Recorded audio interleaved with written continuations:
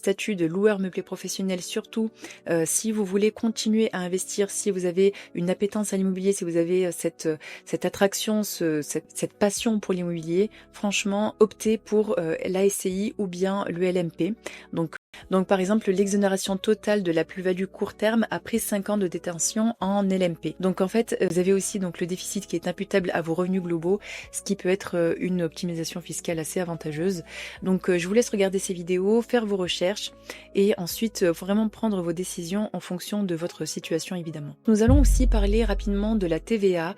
Comme c'est une mesure qui a été mise en suspension pour l'instant, je vais en parler rapidement puisque c'est vraiment, ça nous impacte nous par contre. Et ça peut être assez déroutant parce que nous n'arrivons pas à avoir de réponse auprès de notre expert comptable ou bien de notre notaire. Pour l'instant, c'est assez flou. On se pose beaucoup de questions, on en parle avec Eddie. En fait, cet assujettissement à la TVA pourrait nous impacter sur 2 points, sur nos revenus de LMP, puisque nous faisons de la location courte durée, et donc je vous ferai une vidéo sur ça, évidemment, dès qu'on a un peu plus de visibilité sur la TVA.